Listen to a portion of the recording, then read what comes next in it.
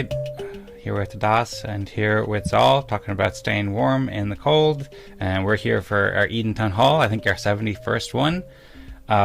We could just jump right into it, but I think it might also be helpful if I share a quick presentation to kick us off and show that we have some topics from the prior week. So maybe I'll go ahead and do that right now, and I'll just be real quick to give a high-level overview. Tadas just made a really fascinating article about Fractalgram, so I suspect that we'll talk about that today.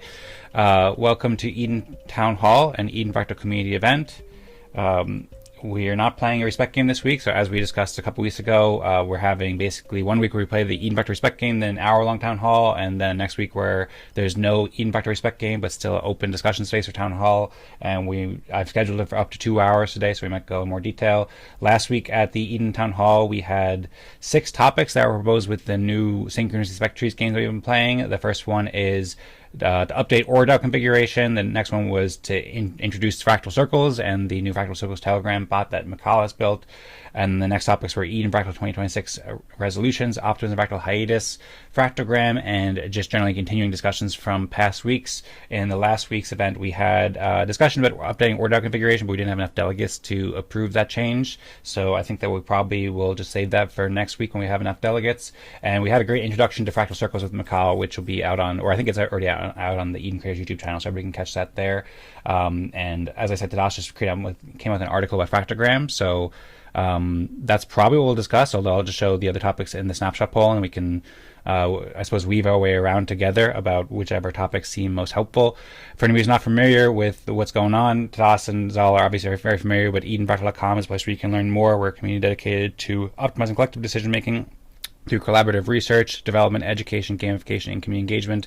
You can check out the website and join the events and so forth. And this is the Town Hall, which is a community forum dedicated to exploring the future of collaborative decision-making, supporting Eden Fractal. You can watch all the videos on the websites. Check them out for all the most recent videos that have been published. We're all caught up now, so you can watch all the most recent videos from the past few weeks, including that Fractal Circles bot that I mentioned, was released yesterday, and then past few events. We also have been putting out some promotions too, so encourage people to check those out and like and subscribe, and also register for the new events calendar at lumon.com/Eden Creators, where we'll be having the Eden Fractal Respect Game and Town Hall next week.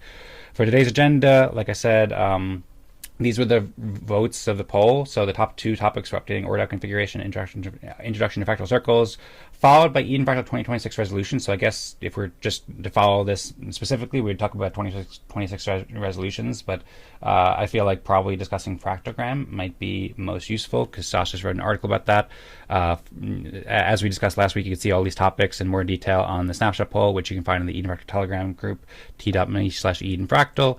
And then just a half hour ago or so, Tadas wrote this post in the Eden Fractal Telegram group saying Fractalgram Design Principles, Part 1, expressing a design philosophy that he would use for the next version of Fractalgram. So with that, maybe I should just pass it over to Tadas, or also Zal, of course, if you want to share any thoughts. I know you said you'd be in and out, but I appreciate you being here. And yeah, Tadas wrote more there, but Tadas is probably doing a better job, or would do a better job than me at writing it. And then I've only had the chance to read maybe like a quarter or half, but so far it's fascinating, and I'm really enjoying reading it. So thanks, Tadas, a lot for writing this. This is also one of the things that we mentioned in that other tweet too, is that we have this new contribution request poll, which is a part of the Synchrony Spec Trees game. And so the Eden Fractal community has formed some, or expressed some consensus or opinion on what kind of contributions it's seeking, and right now Fractalgram requirements is I suppose ranked at the top voted as the top voted priority for the Eden Fractal community, above and alongside nonprofit, documentation for ORDAO, educational resource development, engagement and outreach, and research and other things. So and as a note, we're probably going to play this game again, I suppose probably starting tomorrow again. So if anybody has other contribution requests or topics for next week's meetings, then feel free to let us know. But with that, being that Fractalgram requirements is the most widely requested contribution, and Tadas wrote this article, maybe it'd be a good time to pass it over to Tadas, or just open it up and see if we do want to talk about anything else, like 2026 resolutions as it is at the beginning of the year, or we want to dump right into Fractalgram. What do you guys think? I'd love to discuss this things I wrote in the article I just published. I regret not publishing it yesterday, still had some things to fix, but yeah, I really would value your opinion here, Dan, and would, it would have been good if you have read it, but I tried. If only there was 15 more minutes, I would have read it all. But I read part of it, and then I skimmed over the rest, like just knowing that I didn't have much time. So I read all this part thoroughly, and going up to maybe accuracy and fairness through dialectic. I kept getting distracted by your links. I kept wanting to go down to the bottom and click and learn more about dialectic principle and so forth. And then I skimmed over the benefits, and then I skimmed over the rest of it. So just so you know where I'm at right now, I have a high level understanding of it, but I just didn't have time to read it all because I only saw it about 20 minutes ago. okay. So, do you want me to present basically an overview, describe it? Yep, that'd be fantastic if you're up for it. Yeah, I can try. Uh, yeah, so this is about respect game apps basically, and design philosophy for them. Specifically, the app where the app for managing breakout room sessions in respect game. Basically, what Fractalgram does. And yeah, so I start by presenting an overview how basically the principles about how the original game worked. That even in the Fractal white paper you have an idea that it did not prescribe any specific method to determine consensus in the room, and they did not implement any kind of system for converting votes of people into rankings, because as they say, any kind of system like this would encourage to vote strategically instead of honestly. So yeah, and it says that instead the meeting should be back and forth discussion and negotiation. And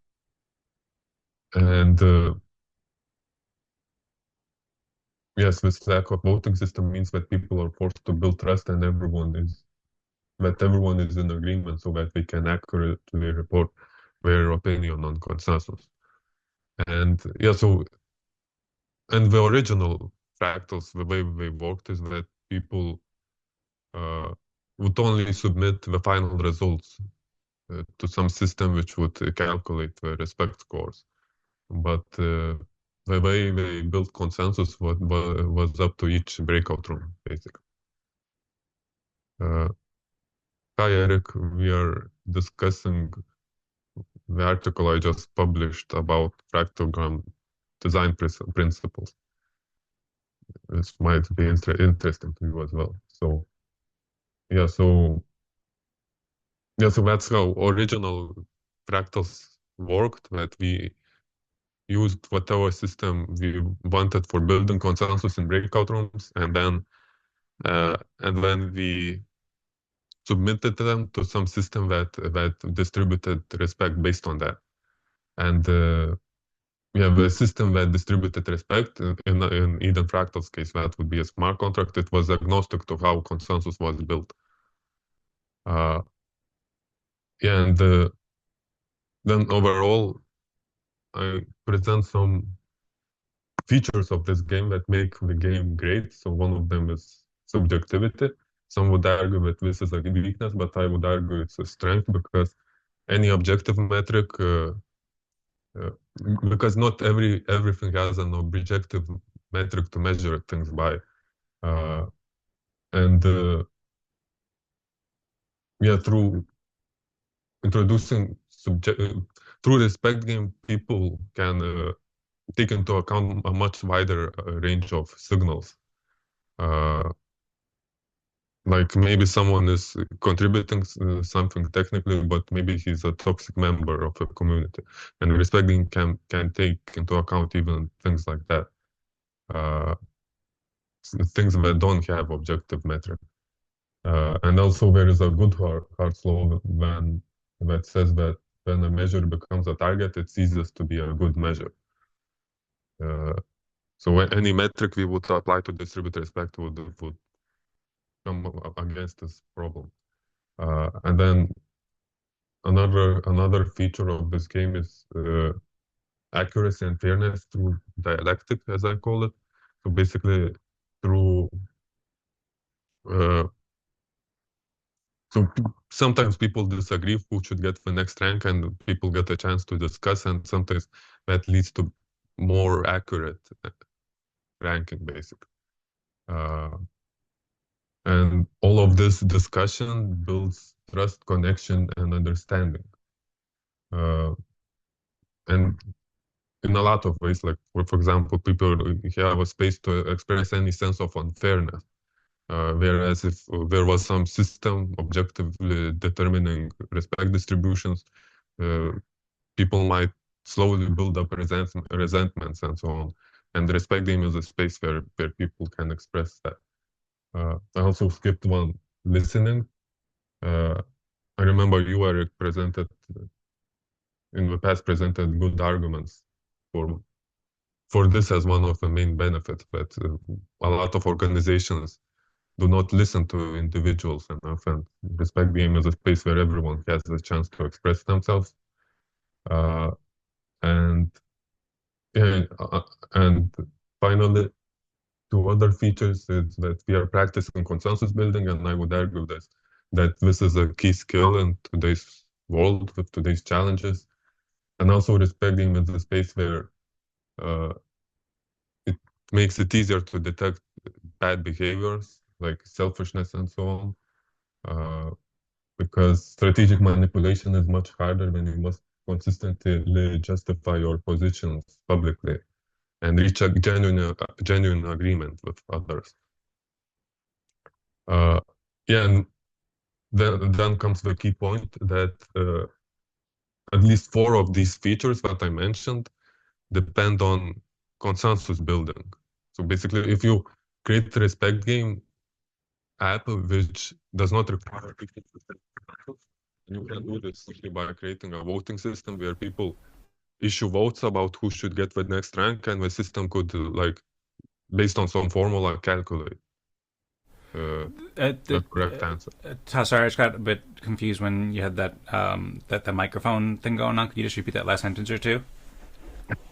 Okay, so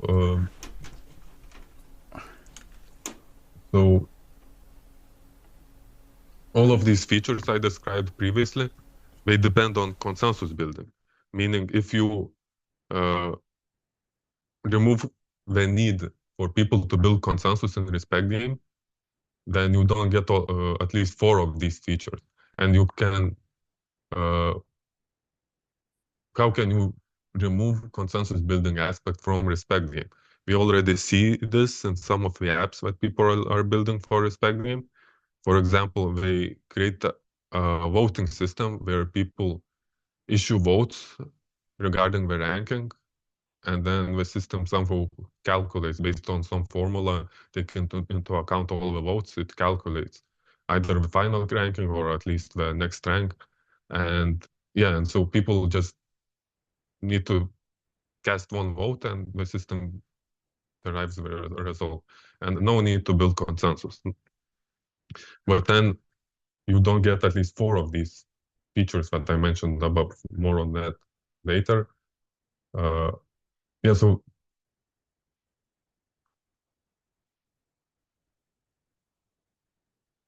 yeah, and another way that,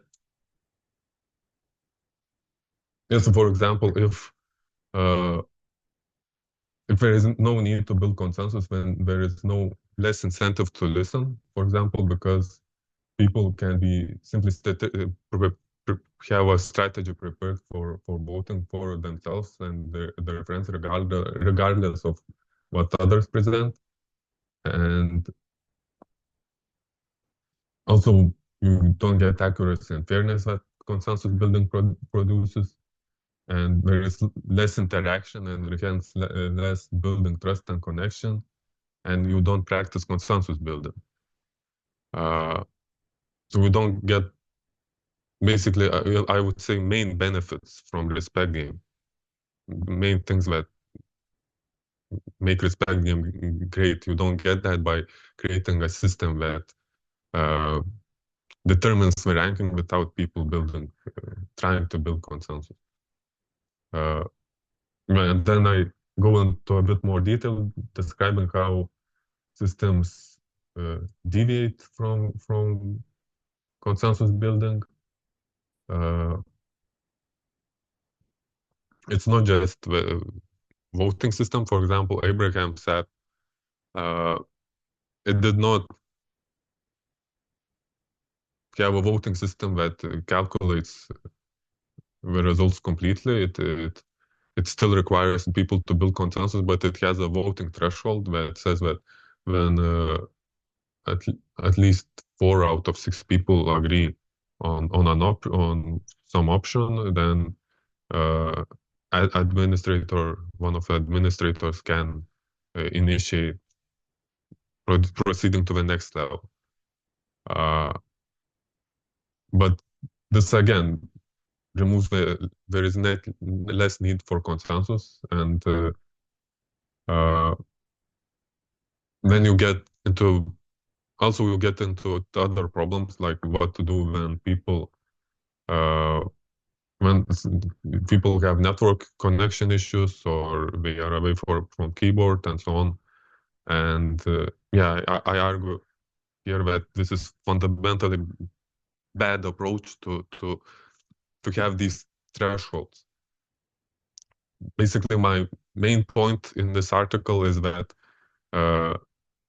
respect game sessions in breakout rooms should be controlled by a single moderator/host, like in the old Fractalgram.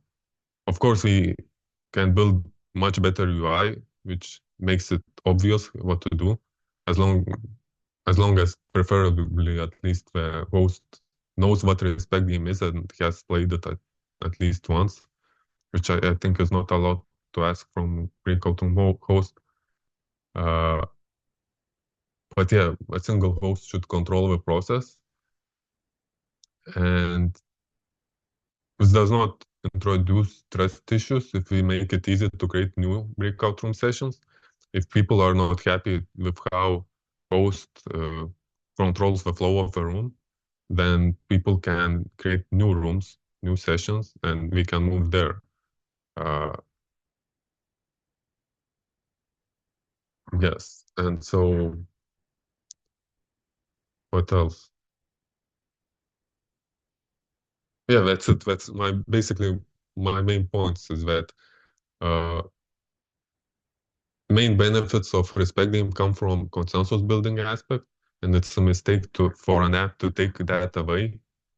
In this case, the challenge that we give people is the feature of respect game, and that technically the way it looks like and the way I think it should be implemented, because it's the most straightforward and simple way, is to have the app require one host in every room who decides when to proceed to the next room, because that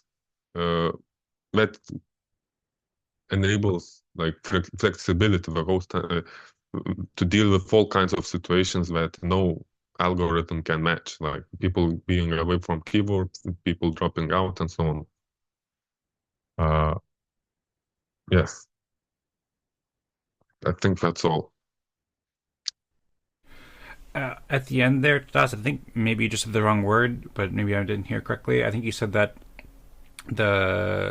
each host will choose when to go to the next room, but I think you meant to say each host will choose to go to when to go to the next round, right? Yes. Okay. Yeah. Next step. Yes. Okay.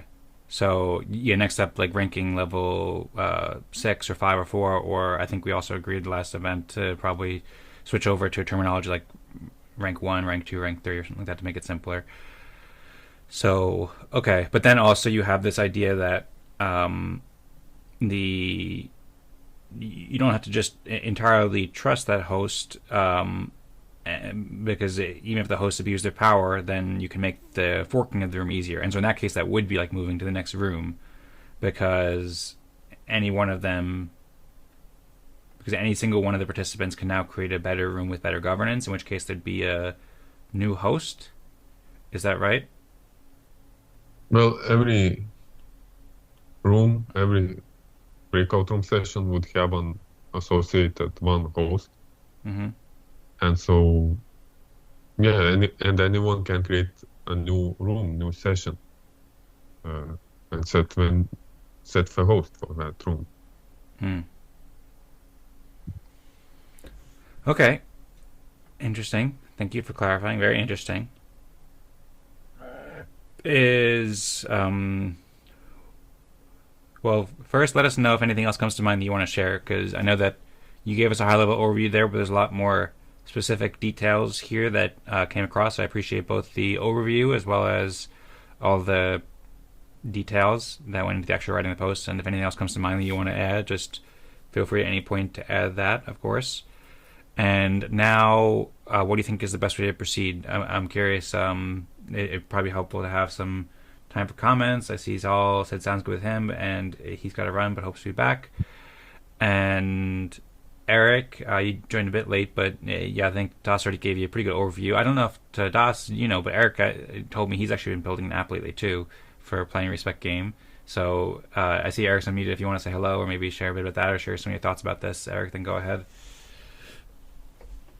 Well, most of my testing, so I've been testing my app on Monday, Wednesday, Fridays and getting feedback and updating it. It's not only the process, it's the instructions.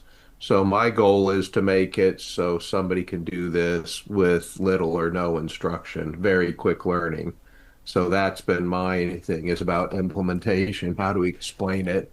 One thing we've done based on feedback is got rid of the levels entirely. We still go by rank. I just don't put level numbers down there because it just confused. I gave them names and just said, "Oh, good, you got this," like Catalyst. And so your comment about levels is we just say pick the best, Mm-hmm. next best one. So I put the instructions right in the app more on what you do. The app also nominates a host randomly, so the timekeeper gets nominated, and they can. And I'm experimenting this now. They can accept the nomination or pass on it. And if they pass on it, it just goes and says, "Oh, Dan, you've been nominated." It doesn't tell anybody that turned it down. And once the timekeeper accepts that, then their job is to pick the first person, move it along, and propose consensus when to go in consensus.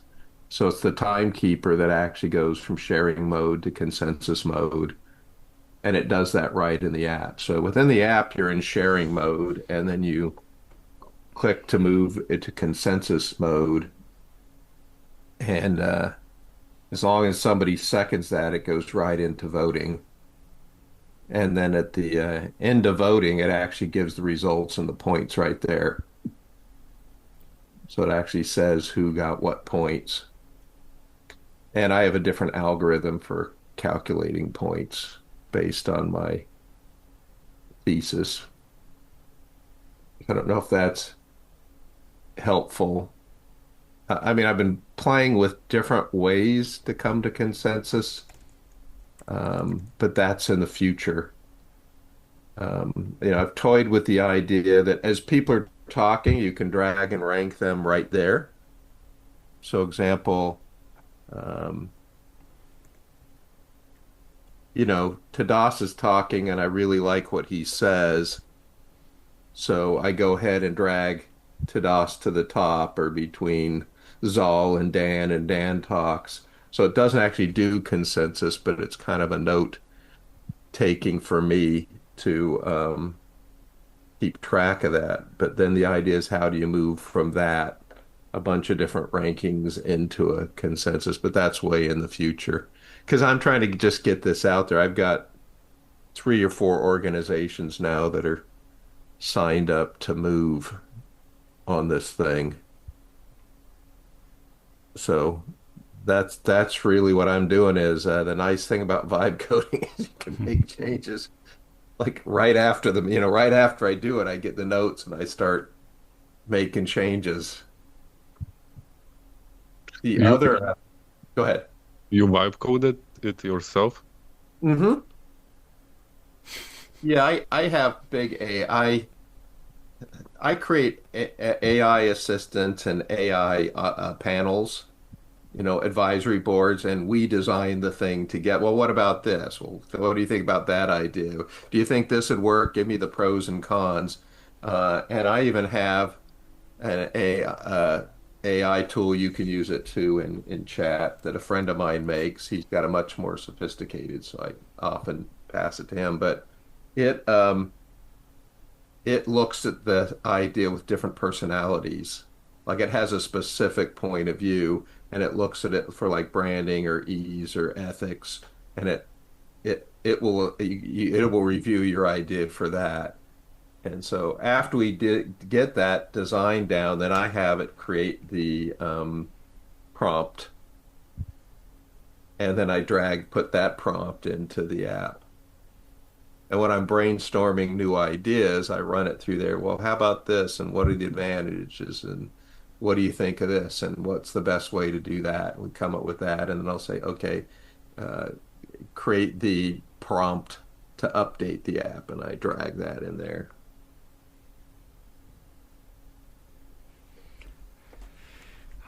Awesome. Yeah, I'm excited to see your app, and I also pulled up briefly before Eric. You shared some messages in the Eden Fractal Telegram group, inviting people to join the drop-in sessions where they can try out the app too. And also, when we talked last week too, I invited you once you're feeling ready to also come share the app too. I know you said that it's still rather early stages, but in the coming weeks, you aim to have it a lot of the kinks worked out. Yeah. So maybe if you like sharing with us. Yeah, I don't mind sharing it. I don't mind I don't mind it being recorded once we have the usable version. I Mm-hmm. just don't want to record and put it out to everybody while we're still trying to figure out before the version, and version 1 is just get me through my dissertation, but I have to be able to take a lot of people and have them just use the app. So the marketing that I'm doing now that seems to be working the best so far is I just tell people I'm looking for nonprofits who believe that volunteers can be a significant growth engine for their organization. And some people really lied on that. Yeah, volunteers are everything. And that's so I said, all right, as part of my dissertation, I'm going to give you a free 8-week kickoff to create your volunteer growth engine. Only takes an hour a week, and then after that, you can continue to run it, and I'll support you for a year. But I get the data from the 8 weeks, and it's completely anonymized, so I don't need names. I need numbers. That seems to be working pretty good, and it gives them a reason for what we do. And then getting those, the idea is to create that engine. The second version is to create an app that merges the video conference with the voting and rooms and all that kind of stuff. But one of the feedback that I got was, boy, when you get a lot of people, sometimes it's tough to remember what people said. So I'm toying with the idea that as people talk, use AI to summarize it, put that right in the list. Oh yeah, Tadas talked about this. Dan talked about that. And then I'm toying with the idea in the future of being able to just rank people right there and do final rankings and then merge those all together and have a process to take any disagreements into consensus. But I have no idea how to do that. And then the future version of that goes from building people to helping build the organization, because most organizations don't know what's going on because few people talk. Some people like us talk all the time, and then other people most people just stay quiet. So the idea is if we can listen to all the shares and then anonymize them, take out all the names, but just say the organization is doing this, is concerned about this, cares about this, is talking about plans or ideas for this, and deliver that report to the organization.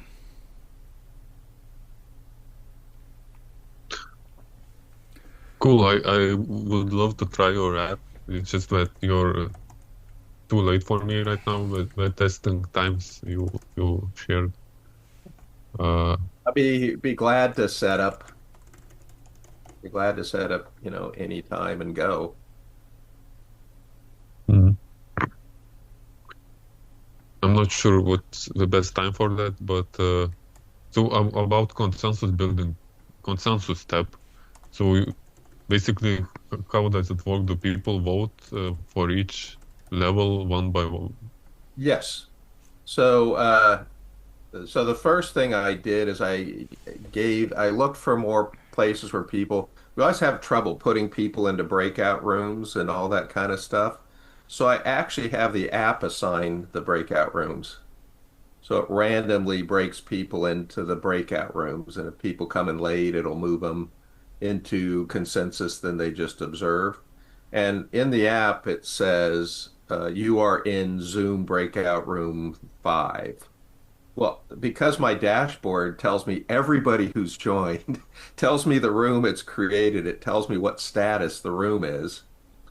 Um, since I know, for example, I need 6 rooms, I'll create 7 or 8 rooms manually in Zoom since I know how many rooms there are. And then I make it so people can join their own room. So if they join the wrong room, they can just exit and join the right room. So I give them the power to join the room, and the app tells them what room they're in. So I found that worked better in testing. So wait, the app distributes randomly into breakout room, and then Yep, people join the appropriate room through Zoom. correct. And it tells so if I set up the app and we start joining, the app will tell everybody there who's joined as people join. So as people join the app, it starts putting there, and at some point, I tell it to create the rooms. And at that room, everybody, I just give them a link.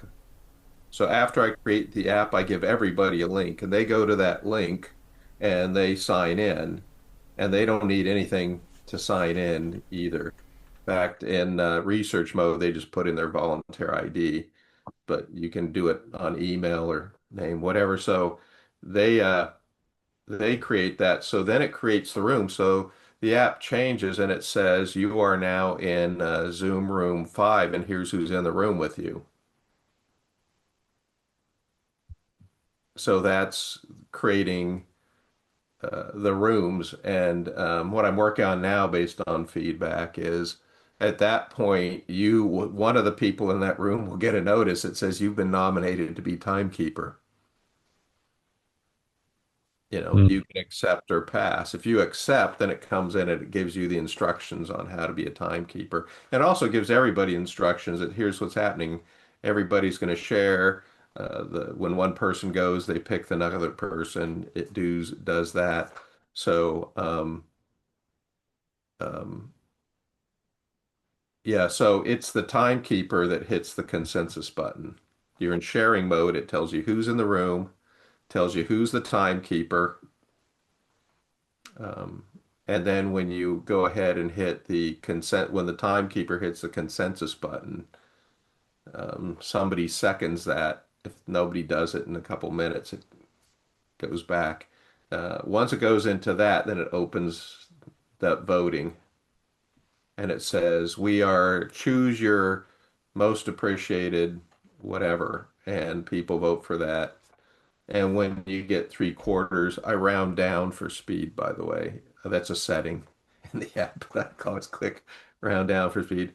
So, if there's 6 people, it'll say you need 4. And so as you vote, it doesn't tell who voted for what. It just says how many people voted, and it tells what the vote count is for each person. And once it reaches 4 out of 6, it automatically moves that to the bottom and it says, catalyst awarded to Tadas. And then you only have that many names remaining. And it says choose the next most appreciated. When you get 4 out of 6, it automatically moves that down there. So it's keeping track of the order right there and telling who's got what level. And then at the very end, when it's gone through all, it it has name ranks because that's the feedback I got, and it actually lists the number of points every person got. And okay, what if someone drops out, for example, because of connection issues, for example?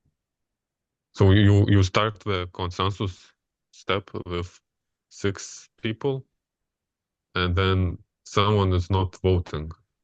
So, or maybe even 2 people are not voting, and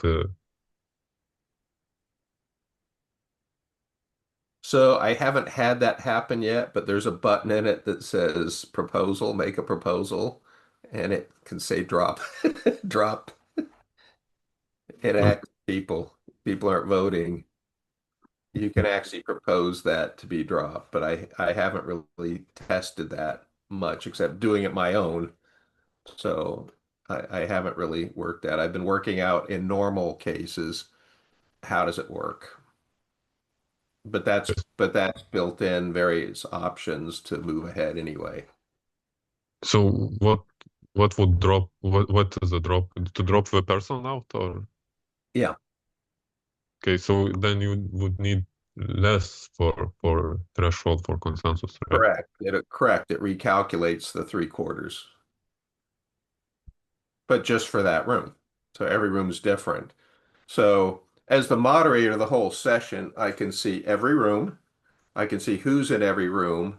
I can see what status the room is. And as it people get rewarded, the dashboard actually would say, oh, Dan was just selected. Oh, Tadas. And the overall dashboard does have numbers and ranks. It uses the ranks in calculation mathematically. It just no longer presents them to people because it was just confusing. And I asked people, do they like level numbers? And they don't even care about levels. They just like getting awards. And I gave each level a name. And of course, some people get more points. Yeah, I'm curious how it will go because one of the points I make in the article is that uh, yeah, there is a lot of times when you cannot expect 100% reliability in people participating because of, like I said, connection issues and a lot, and sometimes we are connected, but we cannot use that, for example. Maybe we are only on Zoom or stuff like that. So uh, my philosophy is to have maximum flexibility to take into account all of that. And for that, I think a single host, like in the old Fractalgram, is optimal. Then you don't have the problems like determining voting thresholds, them changing, and so on. Uh, yeah, and additionally, I also like to have a space for people to express arguments for why someone else should be ranked as level 6, for example, even if we already have 4 votes on another person. Uh,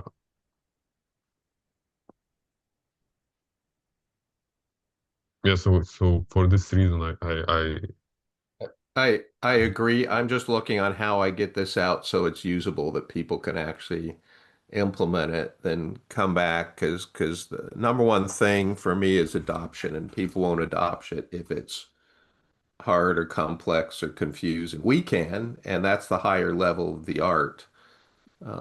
So I'm just trying to figure out how to merge those two things. But because a lot of those require testing and thought, I'm not putting those into this version until we figure them out and figure out how to make it easy.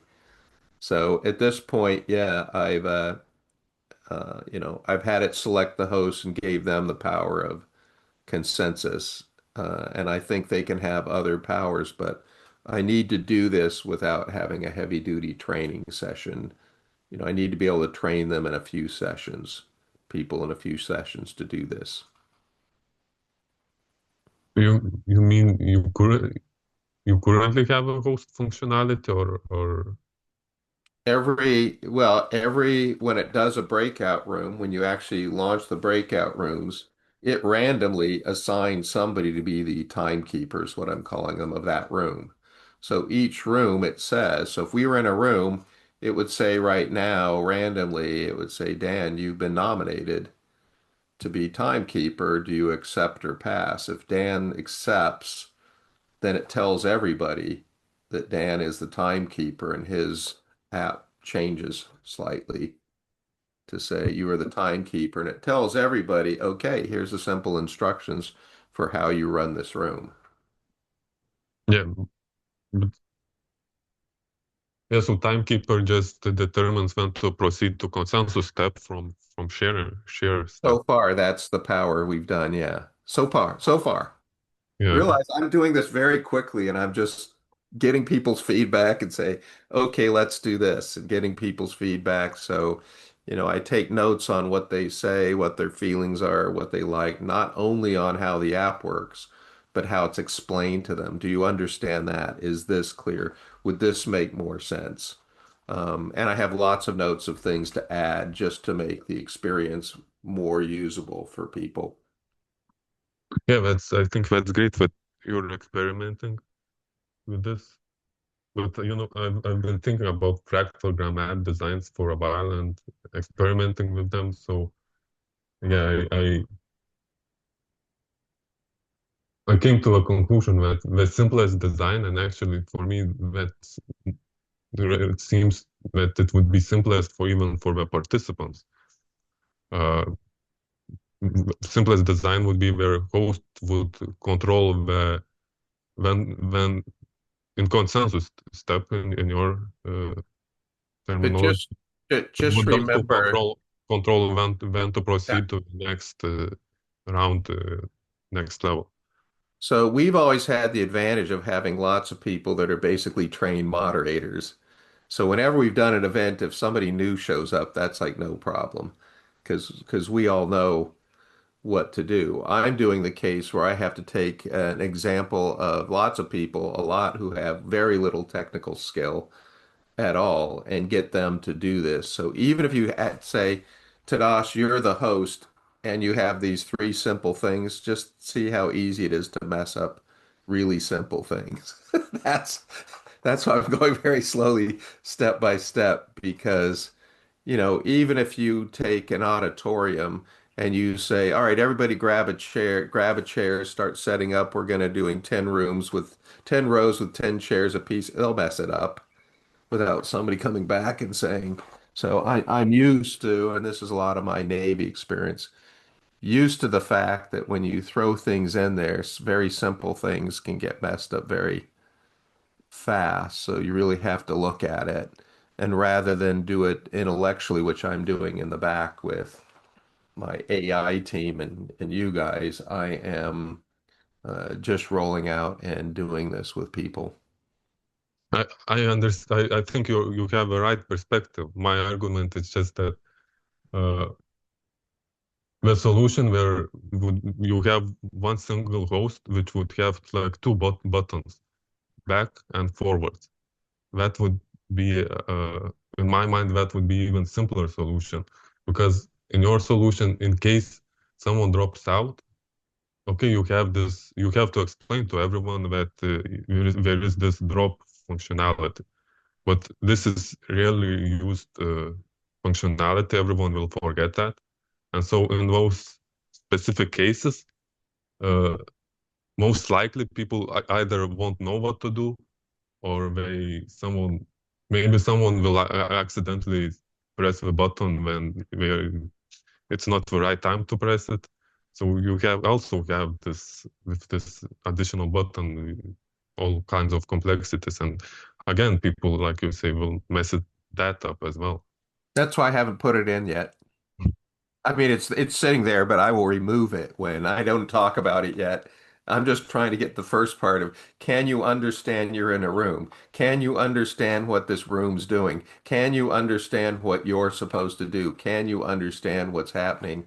And I've been making lots of changes just on that idea. You're in a room, here's what we're doing. Oh, and we're going to pick one of you to be a timekeeper. That alone is pretty complex to do that. And so every time we do that, we change. I explain something different. I've changed the interface.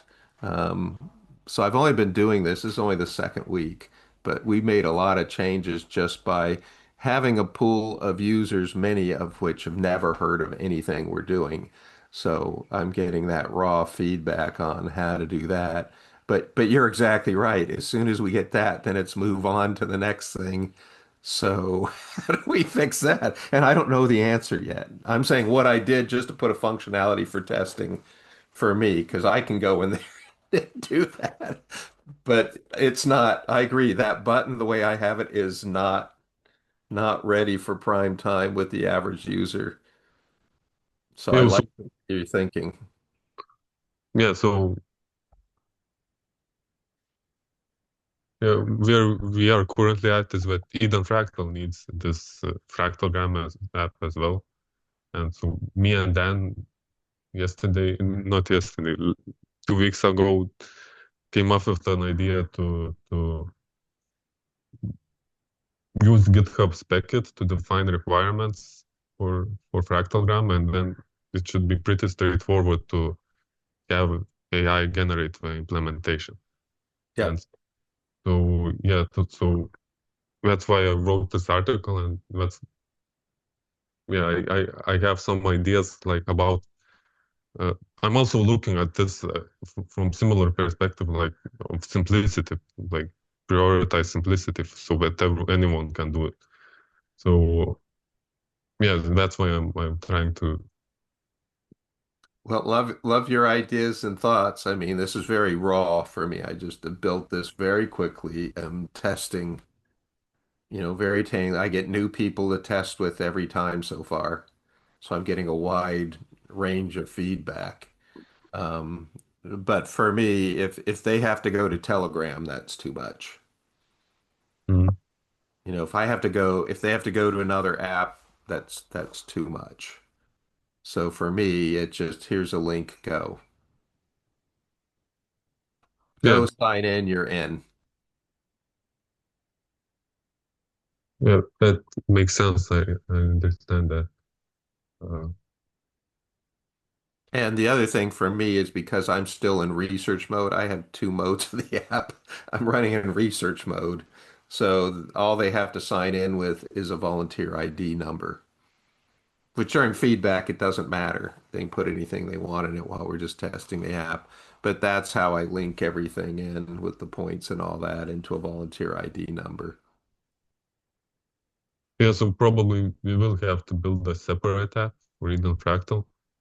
But I think we can share some like our design designs, like give tips to one another about what works. So yeah, take Yeah, and the idea is that this plugs into a foundation. This is a building block for a much more sophisticated app that moves it all the way to decision making and strategy making. So I don't know, Tadas, if I ever showed you uh, the platform for what we're doing. I know, Dan, I gave you that presentation. I don't know if I gave Tadas that. Mm, you showed me I saw maybe I didn't maybe what you showed in respect game at some point, but I don't remember much. Do you mean Eric um, I'm not exactly sure what you mean. Do you mean the early presentation you shared with me back at Autism Town Hall like 3 months ago when you're kind of outlaying the whole research project, or one of the documents in particular that you've shared? Not just the research project where we're launching as our business platform, which includes the fractal governance and the people part, the people strategy and execution part. Is that related to the Aquilius Institute? Or No. I'm trying to piece together. Okay, so I don't remember exactly If you which one you're turn talking on about. sharing, Yeah, I can try. If you turn yeah, on sharing, I can try and share it. sure. Sounds good. Is that related to the cohorts that you were telling me about last week? No, Okay, you got a lot of projects going kind on. of, It's tough to track it a little bit. kind of. I mean, this will be used in that for sure. Okay, cool. Let's see if I can try to share Yeah, you have this. screen sharing now, so you should be able to share.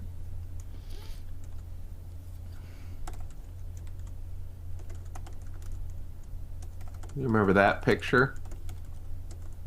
Yes, I remember you showing me that last week. Yeah. So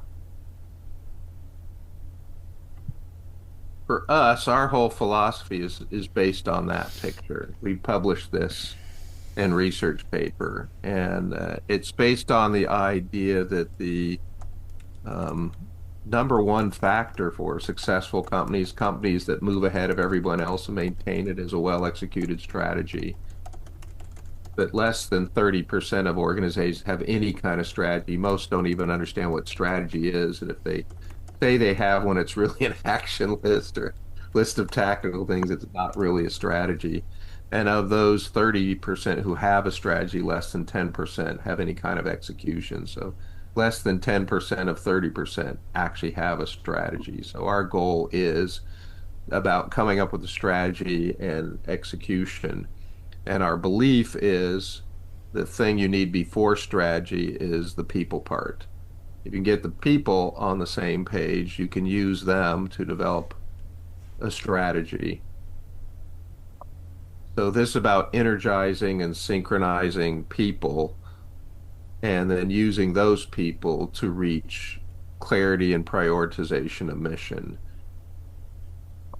And then based on that, you come up with a structure and operations. Most people, when they've asked us to change consulting organization, they always say, we want you to optimize our operations. And we say, well, we need to optimize your strategy. And to do that, we need to optimize your people.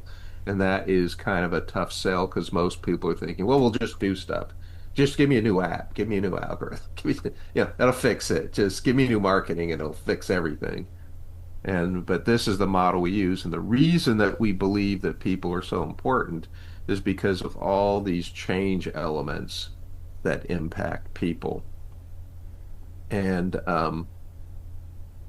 because things change so fast that if the politics, the environment, the technology, the social, cultural, ecological, legal change, it's the people that are going to respond to that and being able to update the strategy. It's also those, so that's ability to take a punch. The ability to be relevant, stay relevant, still be relevant 5 years from now is also the people. So this is a dynamic thing where if you make a change in one, it often affects change. So if you change your operations, you may have to change your culture. If you change your culture, you may have to change your structure. If your structure changes, you may have to change the strategy. So they're all connected. So really what we're thinking about, and this is why I got into this whole thing, by the way, is how can we make sure each of those levels go? So lots of models, research. So what we tried to do is take part of each of that category. So under the people category, we have this idea starting, and this is for nonprofits, but it works for everybody. But starting with this idea of let's build your team, and we'll start with your volunteers, even though eventually the whole thing move into decision making. I gave that a name, a nonprofit catalyst engine. The first version of that I'm calling the volunteer growth engine. So this, does your volunteer growth engine is that's what I'm saying to kick off. But the real reason is when you look at strategy, that middle picture is the strategy part of that. What we want to do is we want to turn engaging and getting the people right is moving that into mission, clarity, and prioritization. And so that's the middle piece. So we actually capture their mission, organization, what they want to do now and in the future. So those actually two things around this circle. And it has lots of areas it looks at. And the ultimate goal, because when they look at how to implement technology, typically somebody comes up to them and says, I can help with your IT. And the organization say, what do we need? And they go, well, what do you want? They go, what do you need? What do you want? And what this does is take what they need in mission and automatically match the resources they do have with the IT project that most measurably amplifies their mission and order. So the center of this circle is we don't need any technology. We're good. We just show up and we pout the word out and we collect trash on the beaches, or we put stuff up on the billboard. We're good. Level one out here is you're going to need some tools. Might need a website, CRM, spreadsheets, whatever. And in level two, you actually have to connect your organization. You have to connect your funding with your volunteer outreach, whatever it is. So this is where you're doing workflows and connection. In level three, you're actually bringing the customer in there. So the customer becomes part of your digital organization. And at level four is a lot of stuff, Tadas, you've been working on, which is, no, the organization just is digital. Whether it's in the conference room, on a tab, wherever you are, that just is the organization. It's a fully implemented digital organization that takes care of a lot of things. And so what we are doing is mapping where they are and where they want to go. And then we say, do this IT project and that IT project. And we define those. So we are answering that question. If this is what you want to do, what do we need? And then the third part of that is, okay, so how do you turn that into execution and operations? And the tools we've been using, so we actually have a tool that does this, that actually clarifies the mission and then turns that into. So this is actually a product, but we have to integrate it more in automation and AI. A lot of that is manual at the moment. The one piece of this that you can't do with all that tricky stuff is the people. And that's why I started this extra effort to build the people part. And so now we've turned people into strategy, and then we've turned strategy and execution. And we're using AI right now to turn that mission into the back end.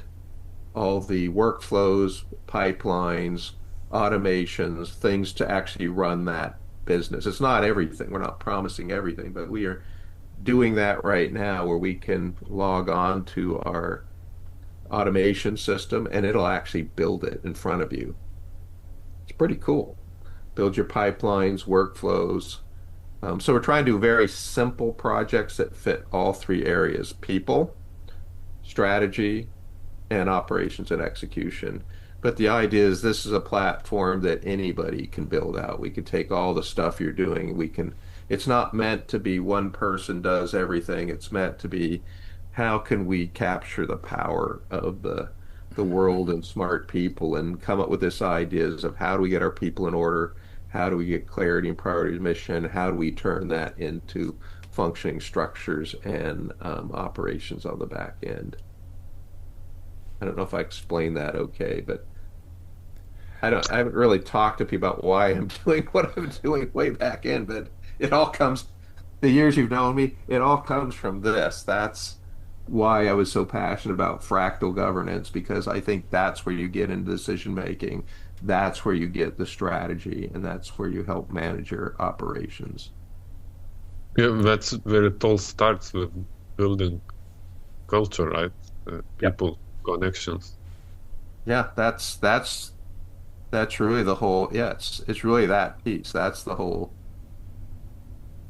piece, and you can't do that without the people part, and you can't do that without all the automations and tools you've been working on the big end. So you've done a lot of work on the the light blue circle, and then we've all been doing work on the first one, and it's the middle part that is the missing piece of how do you help an organization come up with the strategy. And that's the piece I've been playing a lot on is how do we turn what we are doing here into helping them come up with a clear and compelling strategy. Mm. Well, And how regard, and how do we do it in ways that we don't have to train lots of people on what this stuff even is?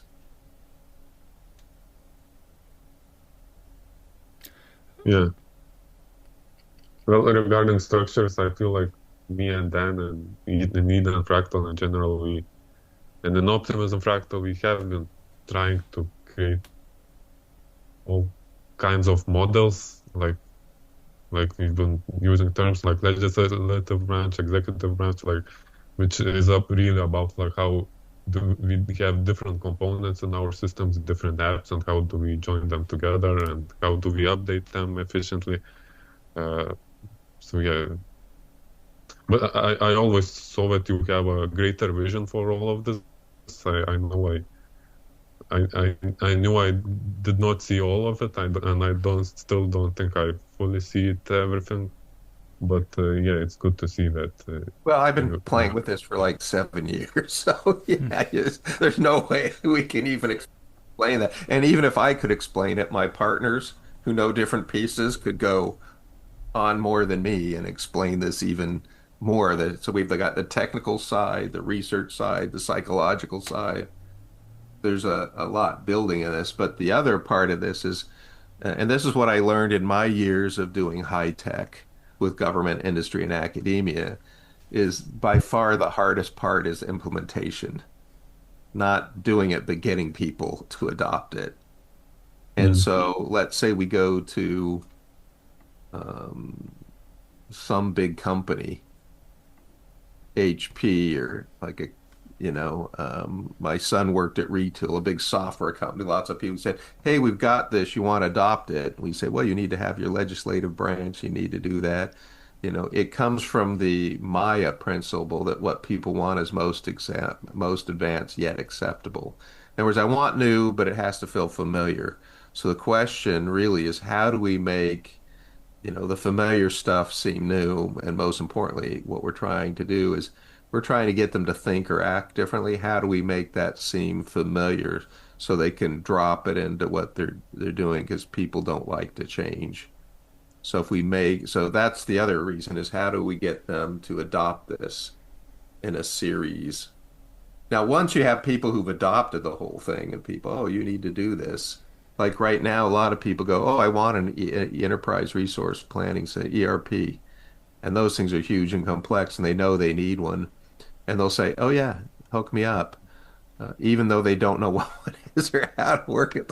And even though they're incredibly expensive, they go, we want one because people have had success building them, but we don't have any of those yet. So for us to go in and say, we want you to adopt this radical, well thought out change, there's going to be a lot of pushback and it's going to be really slow to adopt and really hard to get that first customer.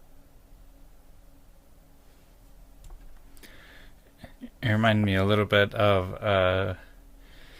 a video I was just watching yesterday about skeuomorphism and the benefits of skeuomorphism. Skeuomorphism is the idea that when people build things that are new, they'll sometimes keep elements of it that look old and familiar. Like, for example, when people built the first iPhone, they had like a books app and it looked like a bookshelf that was on the app, so they can like tell, okay, well, I can connect this with what I already know. And maybe there is some way that we can incorporate that kind of intentional skeuomorphism, or just Yeah. also think about best ways that we can frame what we're building and such that it makes it easy for people to understand and connect it with what they already have and what they already know, what they already want, but still get the benefits of it. Yeah, we could have weeks of session just how to do that. Like I got the Secretary of the Air Force to adopt something and moving it as one of our three pillars of safety, Air Force IT acquisition money. And the core to that is just what you said. And my big example of what you're talking about, Dan, is just the electric car.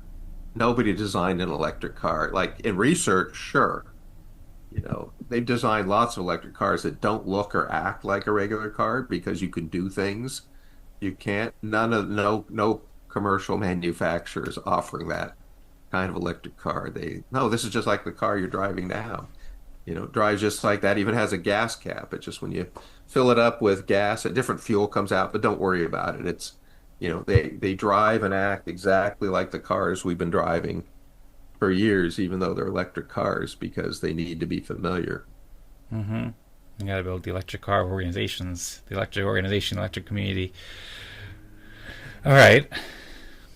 I mean, you could put your controls on the steering wheel. You could have different types of controls, and they've experimented with lots of them, but no one has ever did that, because if you walked into the showroom of a car dealer and you saw that, people like you and us here would go, "Oh, that's cool. Tell me about it." But most people go, "Yeah, yeah, I'm going to move over and look at the next car. That's just too weird." I don't want something that's weird. I want something that's cool, new, but familiar. Mm-hmm.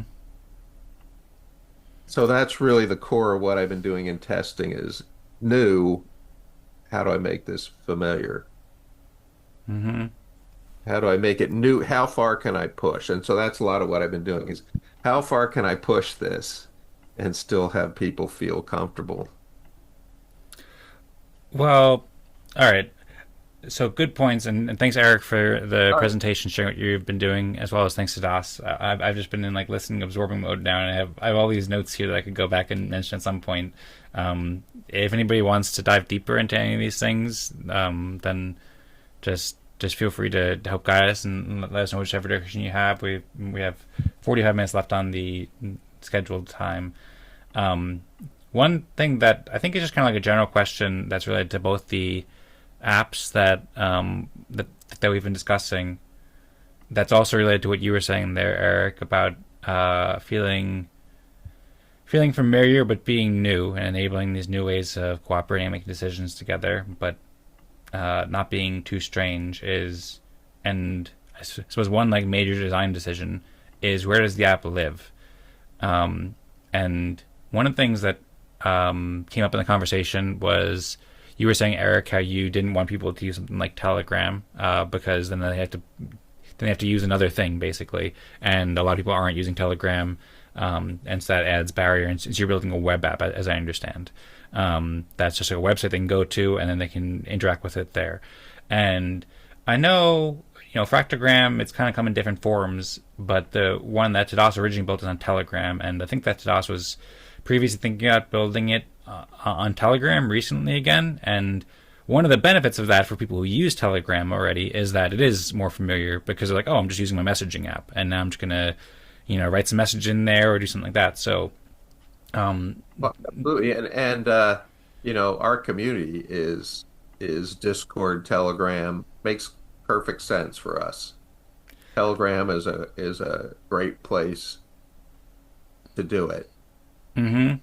But it's Yes. not a good place for me to try and get nonprofits to adopt it. If I tell them everybody has to sign up for Telegram, that's another barrier. I have a tough time getting them even to talk about this because it's so new and different.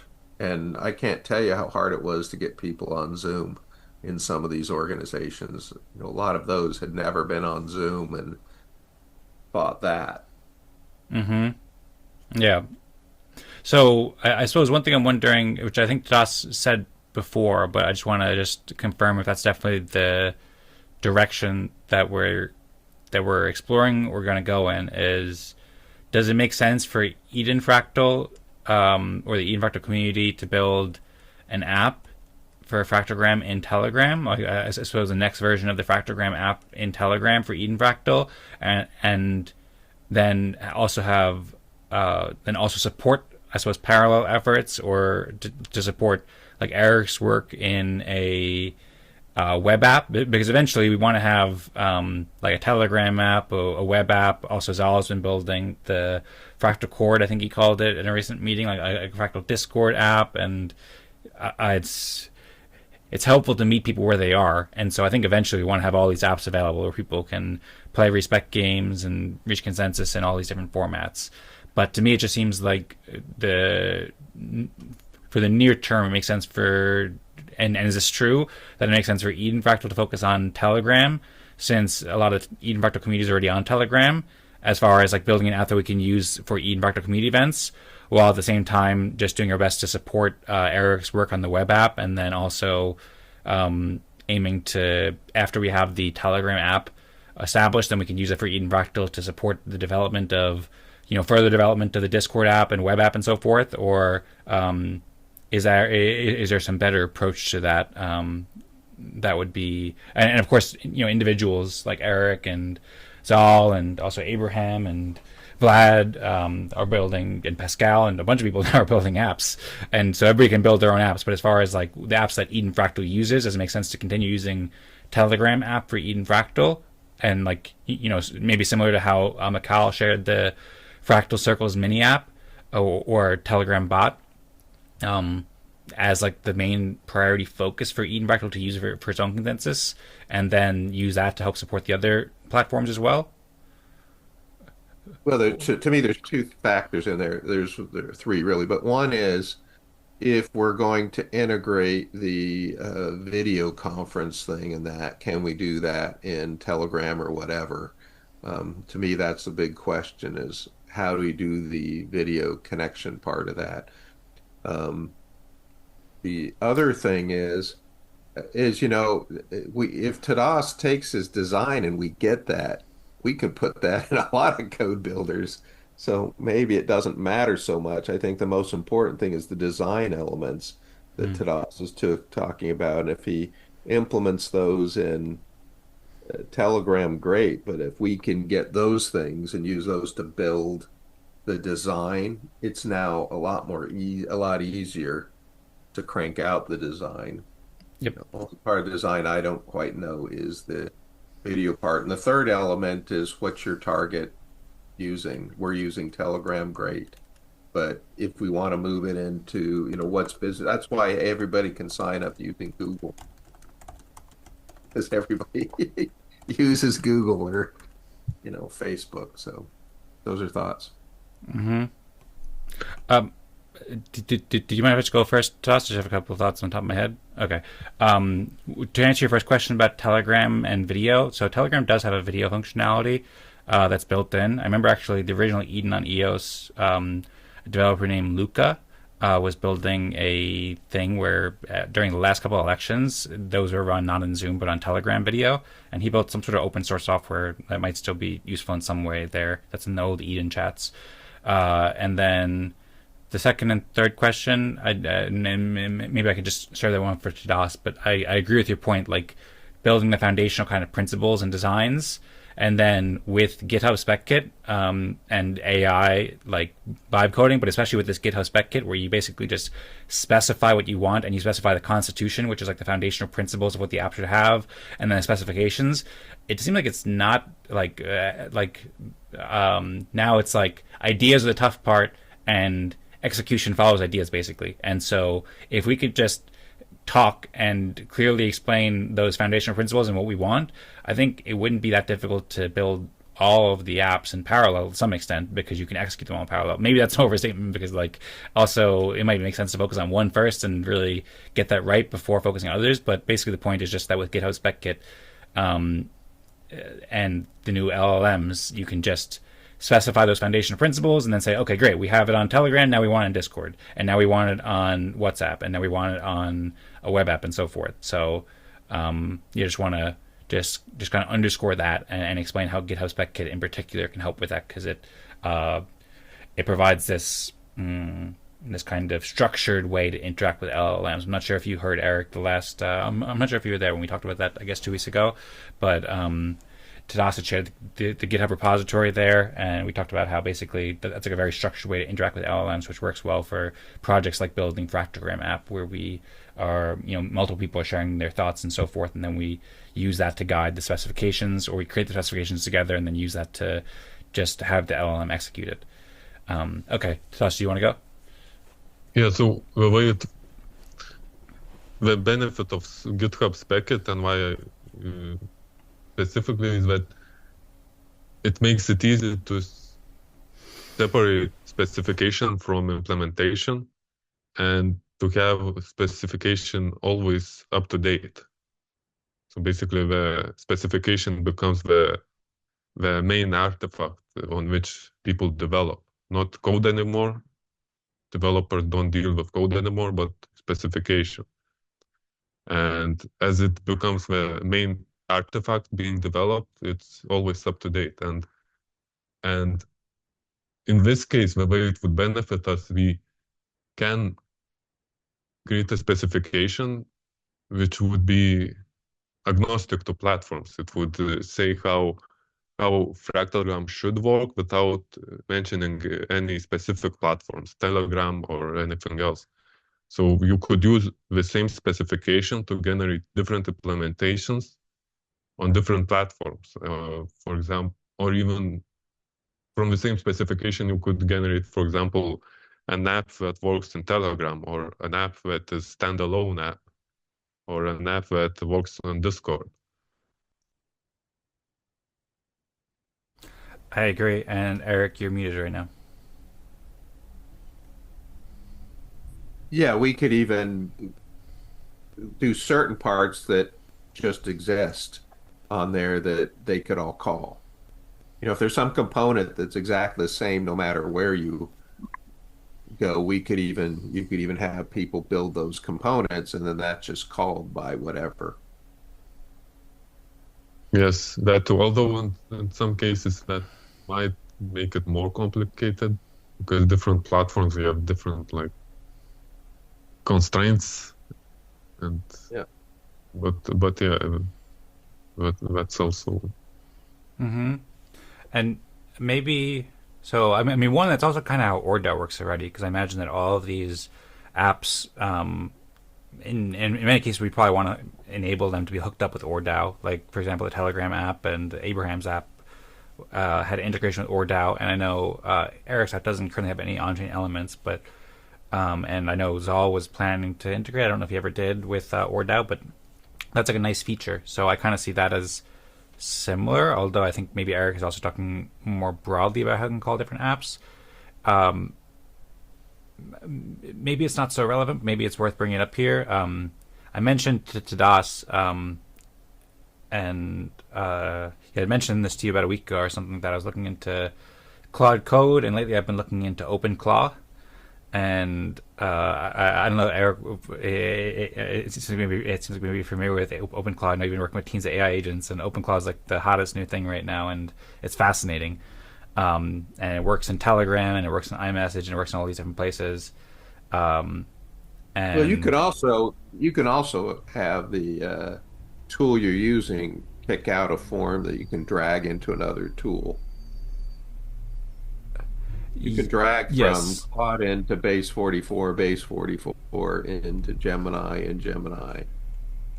Like Tadas was taking, there's the specification and there's the implementation.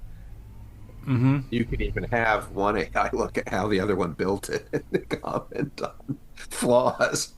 Yeah. And in any case, that's very helpful to have an AI team or like a panel, like you're saying, and the AIs can verify each other's work and so forth. But also to just get back to the specific point I was trying to make. So this OpenClaw, and Tadas, when I reached out to you, it was called ClaudeBot, but since then it was rebranded to Maltbot, and then it was rebranded to OpenClaw, and now it has like 130,000 GitHub stars, and it's doing crazy things. It's like by far the fastest growing GitHub repository. I've been learning with the architecture of that, and I'd also mentioned to you, Tadas, Claude Code and OpenCode, which are agentic code editors, maybe I should call them, or maybe code agents. I don't know exactly the way to phrase it, but then I realized that OpenClaw is built around one called Pi, and it's kind of analogous to Claude Code or OpenCode, in that it's like a harness for agents, but it's like super, super simple. There's this article I read that maybe I can share. It's like basically the benefit of it and why it was made, like why it was used as kind of the core harness within OpenClaw, is because it just like whereas Claude Code and OpenCode have all these functionalities and stuff like that for interacting with MCPs and stuff, Pi is just like super, super simple, and it allows the agent to do all these different things with it because it has like a really simple core. So the point here being that one, OpenClaw is fascinating, and I just figured I'd bring it up because I think it could be very helpful for the things we're doing, and I'm really excited about it. And then two, I think that that kind of design philosophy. I think we're already kind of on that line, design philosophy, keeping it as simple as possible, but also in the architecture itself, like that could maybe be one of the constitution design principles as well as the specifications. That like the idea of pi in OpenClaw is that it's this as simple as possible kind of agent harness that can interact with all the different elements of the agentic code experience. And we could also try to, basically use Gall's law, that the simpler things work best and they evolve into more complex things, and figure out like what is that kind of core specifications and core maybe code base and specification base that works with all these different platforms. Because it's eventually, there's like millions, probably billions of people on WhatsApp, for example, or Facebook. And it'd be great if we could just build something that can also be easily interoperable with there. And maybe the fact that all those different platforms, Tadas, have their own constraints, maybe that's good, because that means that you don't have to work around any of those constraints. You just make something simple enough that it works within the constraints of all platforms. I don't know, just throwing out some ideas off the top of my head here. If you want to share any more details about any of those things as well, maybe I'll try to find that article at Pi. The other thing for me is realize that the results of this consensus can go into other things. So this can be an engine for like what I'm trying to do, this engine to drive real platforms. So it's not only the impact we can do in the decision, but what we can push the decision in. Yes, the way I imagine Fractalgram for Eden Fractal is so when configuring a room, when creating a room, host would be able to choose where the results would be submitted, if anywhere.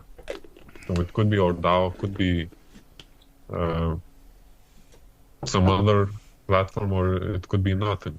Or as alternatively, at the end of the game, people would be able, like you have these buttons to share stuff on social media.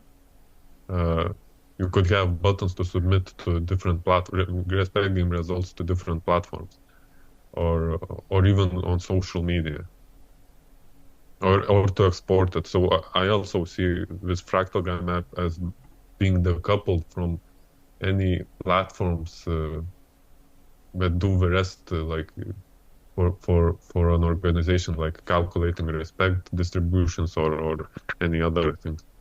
I see it as a building block that would be interoperable with other things. But then, just imagine how this is going to fit into government, industry, academia, non-government. How these principles and models are going to fit to solving their problems, because they're how they measure success is slightly different.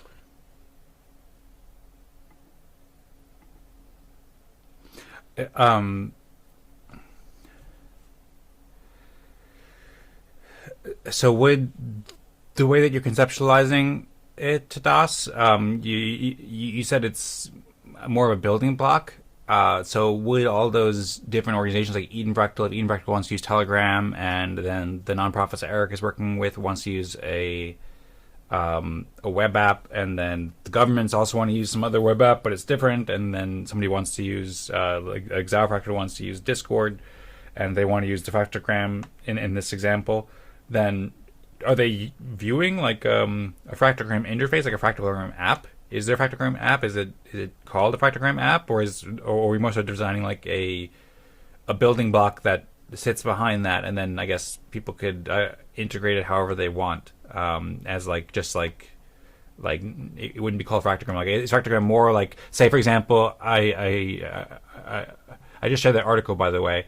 And maybe I'll pull it up right now because this might be helpful for my example. This is the article I mentioned. This is from Toby Luque, the founder of Shopify, talking about how Pi is the most interesting agent harness. And what's interesting about it is people, if you go to, I don't know what's it called, OpenClaw, the website, then OpenClaw is super popular and everybody's talking about it. If you just go into like Twitter, all I see is OpenClaw. And you go here, and this is what everybody knows. Everybody knows OpenClaw, the AI that actually does things. But like at the core of it is Pi, and nobody knows about Pi really. I mean, some people know about Pi. It has like 600 stars on GitHub, but it's like kind of like Pi is more of like a building block, whereas OpenClaw is kind of like more like the app. So I guess I'm wondering, in our building of Fractalgram, is Fractalgram more like the building block, which is like this super short and simple thing? It says it has a tiny core with just four system prompts and stuff like that, or is it more like OpenClaw, or is that not even the right kind of metaphor? Or is it more like an app, like where it just you go, like just go to the app store and download this app, or kind of like Abraham's app or whatever? Because in the past, there's always kind of more of an app than a building block. So I'm trying to conceptualize that now. How should we think about it?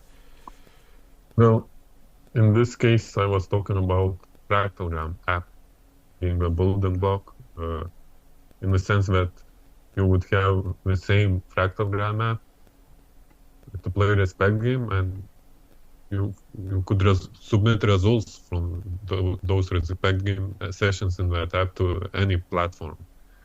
So to ORDAO, or to some other smart contract platform, or to, for example, social media, or to some centralized server that does things, or to some other app. Mm-hmm. That's what I was talking about. Of course, there are other, like in the sense of a specification that we will build, it's also a building block. So there are many building blocks, many ways to conceptualize it with all this. Okay, so yeah, I agree. Like, I think right now, ORDAO is like the main thing that Fractalgram has. Is the only platform that Fractalgram has been really expressing consensus to, other than like private databases. And that part, I think I already understand it well, and basically that's already happening. Basically, I think where it's already a building block that can be used with different smart contract platforms if people build them, or when people build them, as well as just in a private database and stuff like that, which has been useful for Eric and Abraham's app and stuff like that for companies and stuff. But then the other part of the conversation that we were just talking about was how the Fractalgram itself should be, or at least the specifications of Fractalgram should allow it to be built, or allow the experience of playing the respect game to be experienced and to be played on all these different platforms, like not just Telegram or web app, but Telegram or web app or WhatsApp or Discord or whatever else. And so is it true to say that the specifications of the Fractalgram specifications, are a building block for all these other implementations and apps that can operate on Telegram and Discord and WhatsApp and so forth, but they'll each have their own app, and maybe it's kind of like how you can run OpenClaw on you can run it on a VPS, you can run it on Mac or Linux or whatever, but it's like basically you can run Fractalgram on all these different platforms, and the specifications are the building block, but there actually will still be a Fractalgram app, but rather than it just being a Telegram app, it'll now be an app that lives on all these different platforms, but the core of the app, the core building block, is the specifications. Is that right? Yeah, so the same specification could generate many different apps for many different platforms. Mm-hmm. And you could say that specification is also a building block. But we could talk even about another option, is to build some kind of an agent or whatever who would have basically workflows described in markdown files, for example, for specifications, and then it would be able to facilitate respect game in any, for example, chat platform. But that's another idea. I would not go there for now, because it would cost more for Eden Fractal, and I don't think it's... Yeah, I wouldn't go there. I wouldn't go there yet. I wouldn't go. I do think that's an interesting idea that came to mind too, so I think that's worth exploring. I don't know when we want to go there. I'd be interested to think about what those costs would be, because I agree there is some inference costs and stuff like that for the computing that's necessary for that. But and I mentioned OpenClaw a few times. OpenClaw already is this open source framework that's like widely popular and works in Telegram, WhatsApp, iMessage, Signal, all these different places where people are already communicating. So that seems like the logical place. I've also thought that could just be useful for like having an instance in the Eden Fractal Telegram group. That's also something that can be kind of integrated with the governance of Eden Fractal. Like maybe you can use more of the inference depending on how much respect you have. It kind of goes to the idea of the service for respect idea that you had. And I think that there are ways that we could make that work, also with potentially the nonprofit as well, like where the nonprofit could, help facilitate that. And like, I did some research into how the amount of inference could be allocated according to how much respect people have. And you have the idea of respect credits and stuff like that. So I think that's possible to make that work. And also for the open source models, like the open source models now, it just like, for example, Kimi K 2.5 came out recently, and that's like you can basically run similar to Claude 4, Opus 4.5, like almost state of the art AI for just the cost of electricity if you have like $30,000 worth of hardware. So it's still kind of out of the reach right now for that, but maybe we don't need that advanced of a model. And in 6 months from now, it might be to the point where it's like people can just run on like a laptop, and it has an open source model and stuff like that, and that there's not really much cost beyond just running electricity at the laptop. So I think that is worth considering, because that could also help with a lot of stuff that Eric has been designing into the app that he's been building, where the UI of the app is giving people instructions. Because a lot of the difficulty that we have with finding something that is familiar with people, or is familiar to people, and people don't get overloaded with learning all these things, is just like there's a lot of new things for people to learn when they're playing a respect game. We try to make it as simple as possible, but there's just some new concepts. And having like in-app training tutorial, or not tutorial, I mean it could be tutorial, but even if it's just like a couple sentences, like here, now you do this, and now you're the host, now you do this, and stuff like that. And people can also ask questions in the chat, like, oh, well, what do I do now? I'm stuck. Like if they have like an AI there that can both help facilitate it as well as provide those instructions and stuff like that. Maybe you could just do it with the Telegram mini bot, and that's not even needed to use AI, and you could just have it programmatic, kind of like how you did with the Telegram Fractalgram app. But I do see a lot of value for that in like, and I think the only reason why we wouldn't do it is just because technical complexity, costs, and so forth, which I agree those might be blockers right now. But I think those blockers will largely dissolve over the next year or so, and I think it is just like the technical complexity is something that we want to be wary of not making it too complex, but it would make the app a better experience probably if that's built in, and probably enable more people to benefit from playing the respect game if we don't just build that like maybe we design the specification in such a way that we can add some OpenClaw functionality later on, so it doesn't depend on that, but it'd be modular and composable for that, so that we can easily integrate that AI stuff into all these different platforms later. No, but with that path, what I think the only thing we would be winning is we would be saving time from development process. I don't think we would win a better user experience or anything like that, because I think special apps for if you have a very clear process like Respect Game or Fractalgram, and you can build an app that facilitates this with very clear user interface, then I think that app will be better than a bot or AI which facilitates this, and it will be cheaper if once you get it built.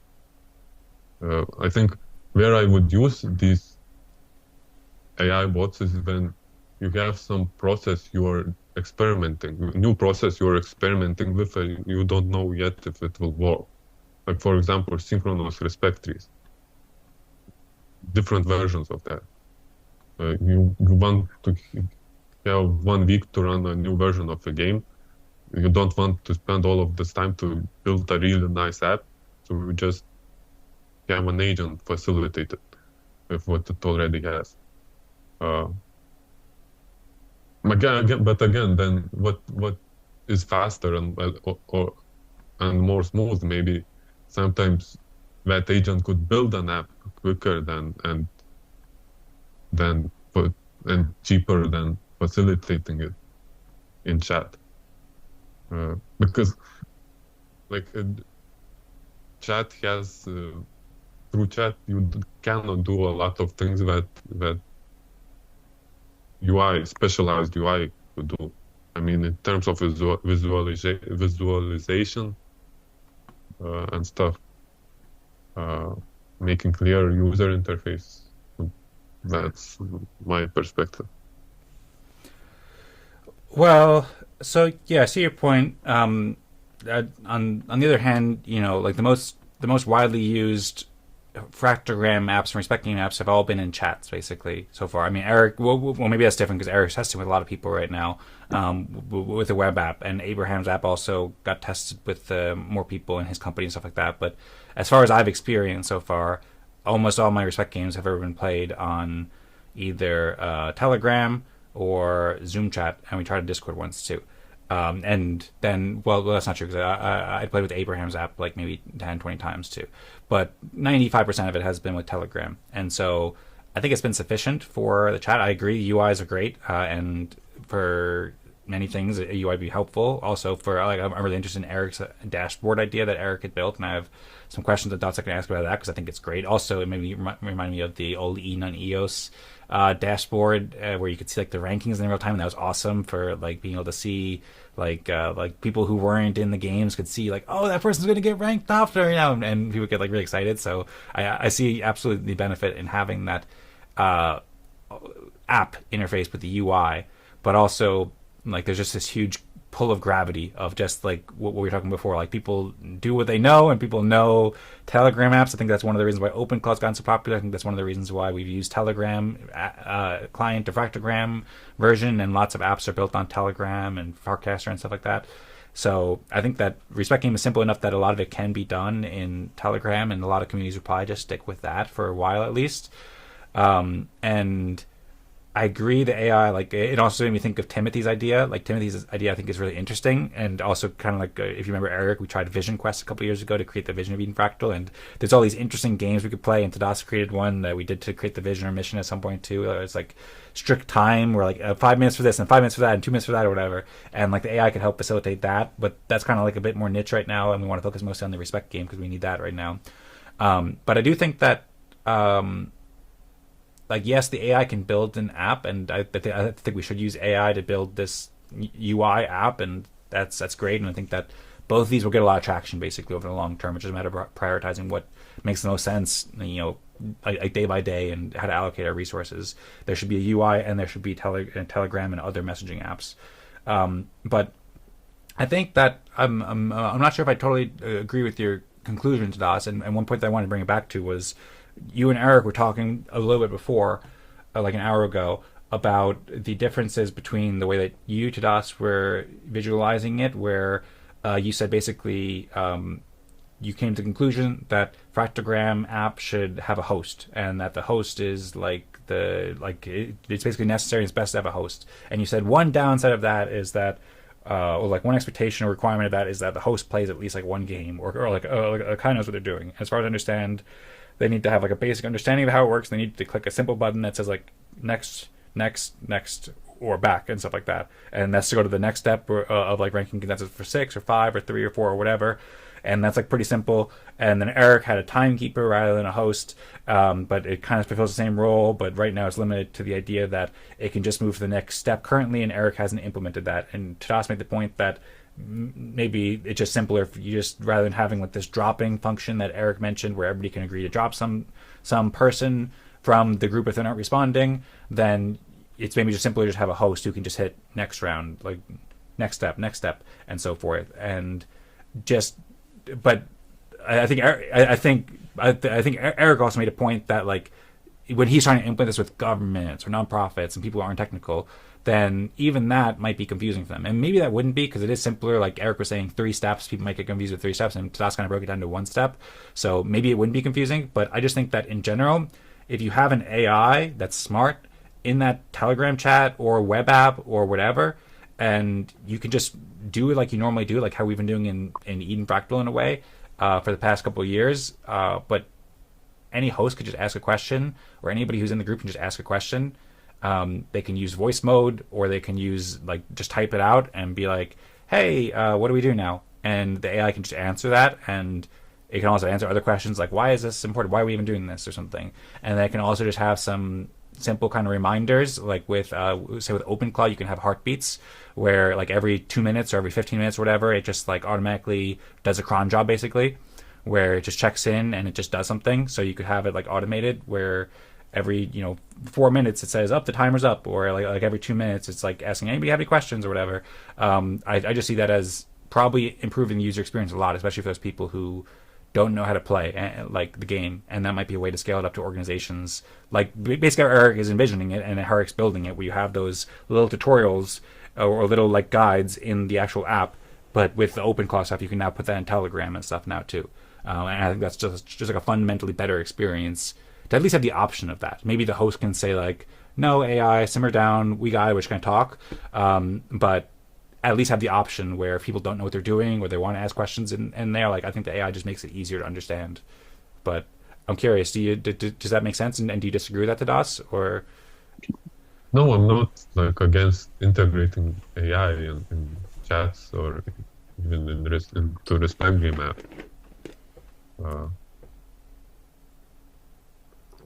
But coming to these two different ways to implement Fractalgram, one being have a specialized app, be it on Fractalgram or standalone app, and another being having AI facilitate the game. I just thought that again, we have Fractalgram specification, and we have different ways of implementing it. And one way of implementing it would be to give the specification to AI, to an LLM, and to say like, implement this in this chat, in this group chat. Yeah, so again, the benefit of separating specifications from implementations.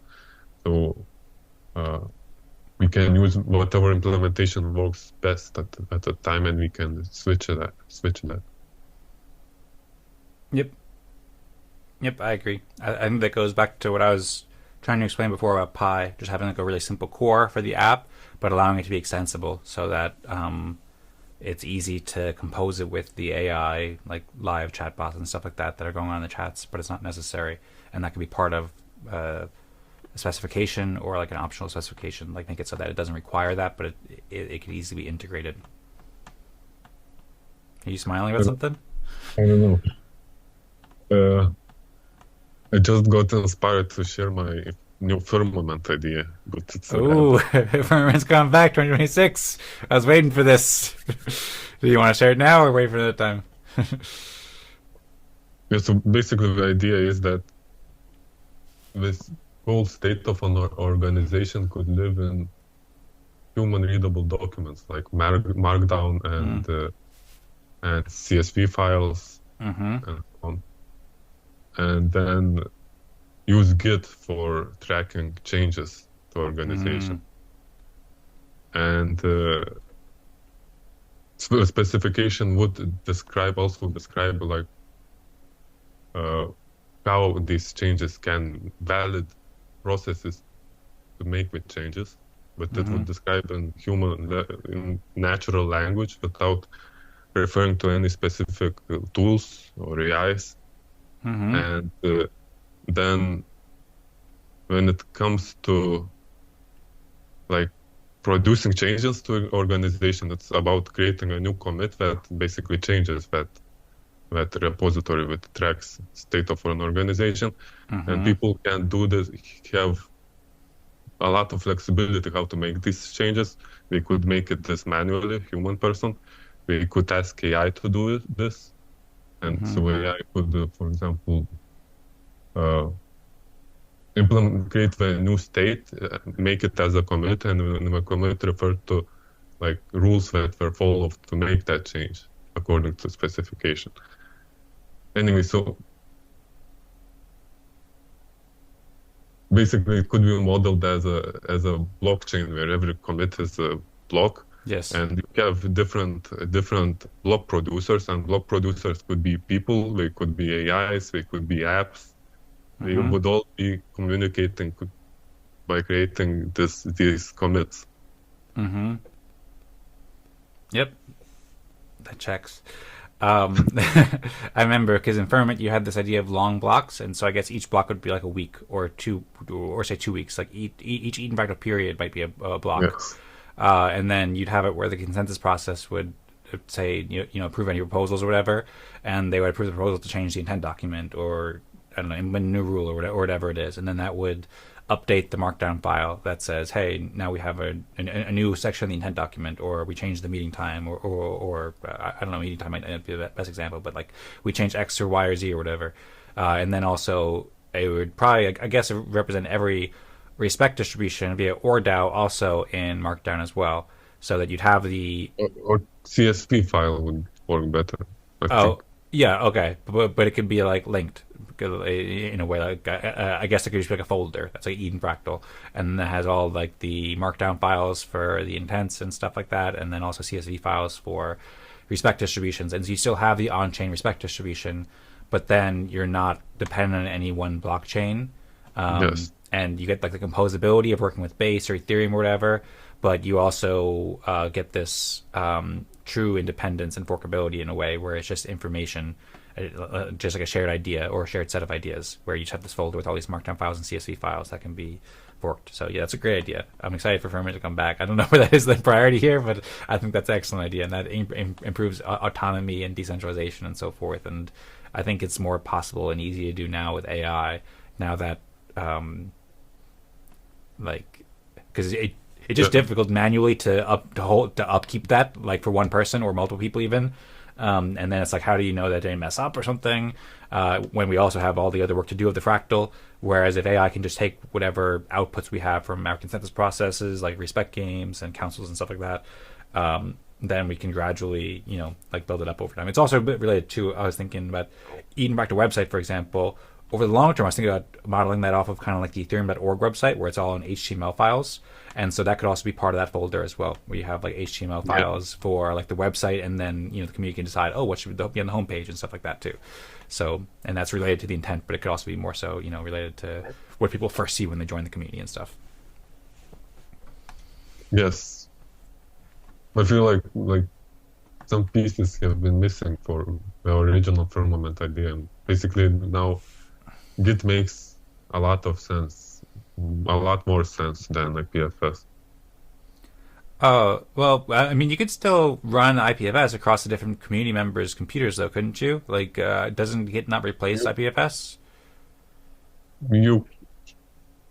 What did you say? Doesn't Git replace? No, I said doesn't Git not replace IPFS, because you could basically run IPFS like local, like say if me, you, and Eric and 10 other community members all ran the same Git tree, kind of had the same files on all of our computers, and we just synced it up with all of our computers via IPFS. That was my understanding of how it worked. You could do that, but the original idea wasn't to use Git. Now I'm saying that the native platform for an organization, according to at least the Firmament idea, would be Git. That's the most native, because it's oriented towards humans, and towards human speed. How things develop, that's what it was created for, and so I think it's very much aligned with the idea of slow, much more aligned with the idea of slow blockchain than IPFS. But previously we didn't have these agents that we could use to help this process. Anyway, a lot of things I learned since the original Firmament idea, but yeah.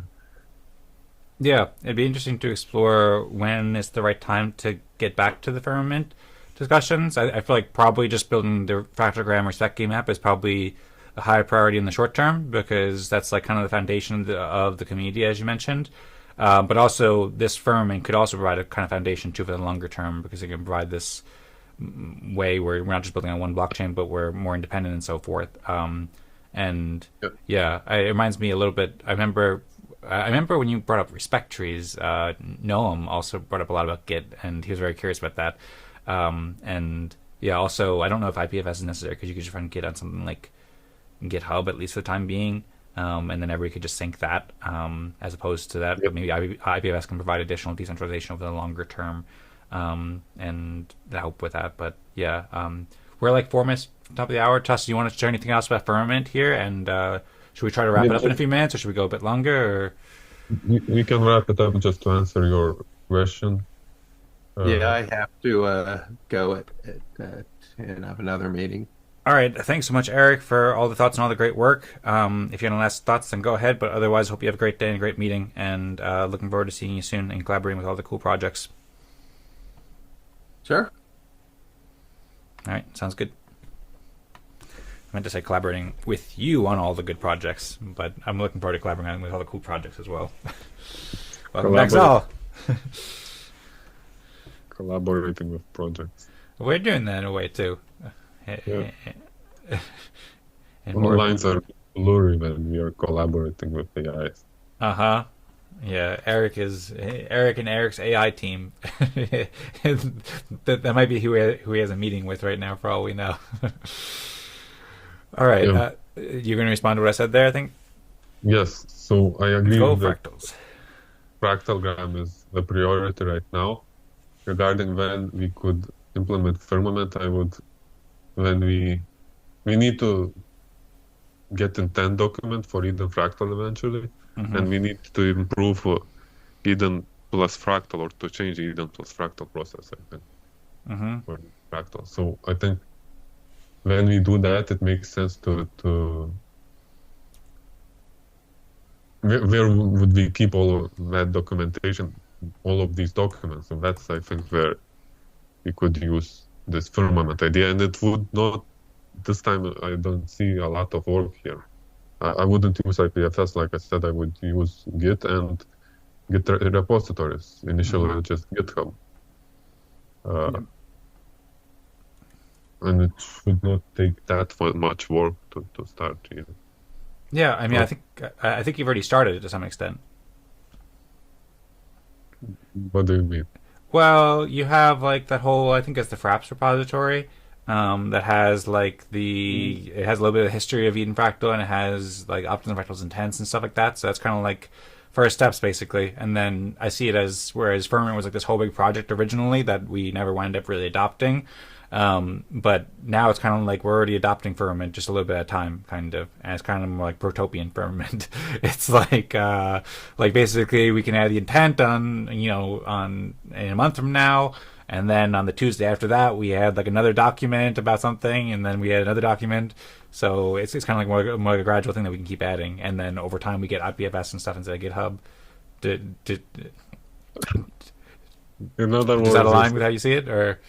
In other words, you're saying that I'm secretly and gradually feeding Firmament.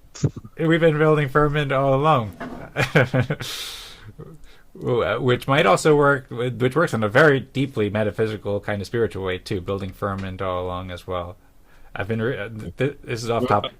I wasn't doing this consciously a lot of times. Just coming back to ideas that reflect my philosophy and values, I guess. Same here, Das. Same here.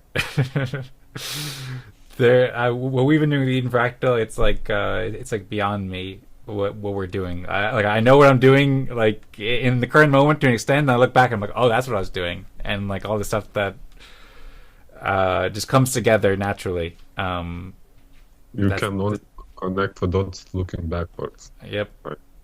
Yep. That's right. I got all these thoughts I was going to share. Maybe I'll just share real quick because this is Eden Fractal, and we're at time, but just one thing that inspired me about Firmament. Firmament's like right in the beginning of the Bible, and I've been reading the book. Back in our old conversations, we talked a little bit about spirituality and stuff like that. I've been reading We Who Wrestle with God by Jordan Peterson. It's his new book. It's fascinating. It talks about like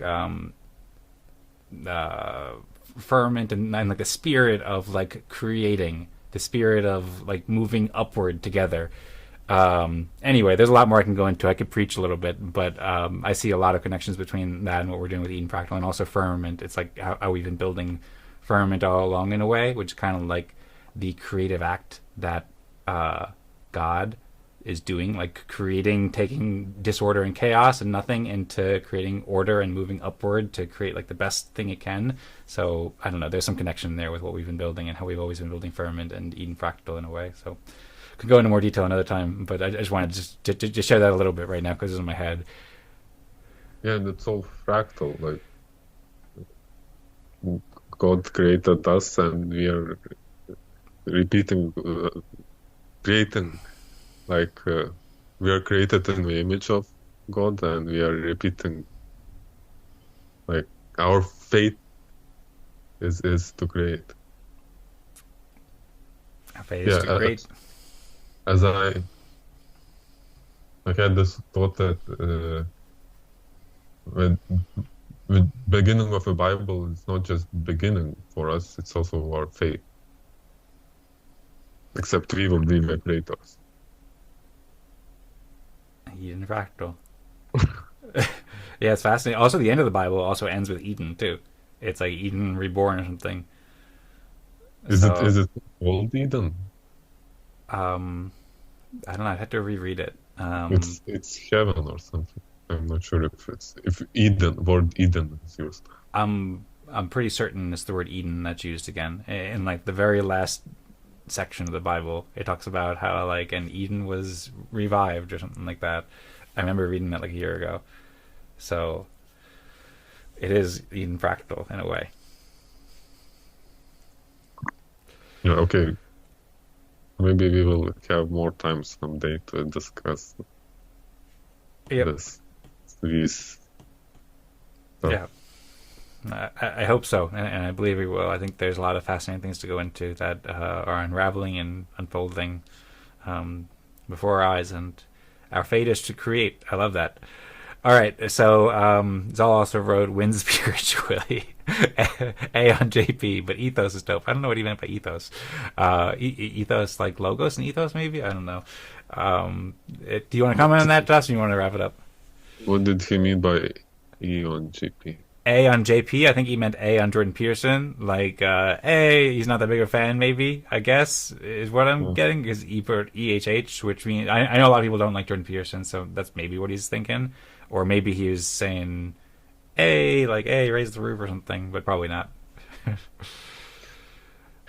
Okay, it's time to go. All right. Well, yeah, after a long day of creating, it's time to get some rest. So thank you, Tadas, for all the work on this Fractalgram document, as well as the fascinating discussion. And I suppose that we will continue with these Fractalgram Design Principles. This is kind of like a constitution, but we'll like formalize into a constitution and stuff at some point, and then do the specifications and GitHub Spec Kit process and stuff like that, I guess.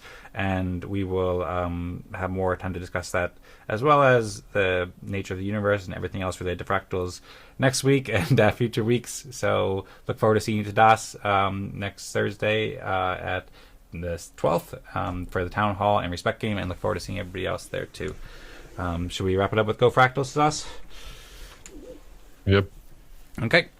3, 2, 1, and go Fractals! And go Eden Fractal. Thank you very much. And see you next time.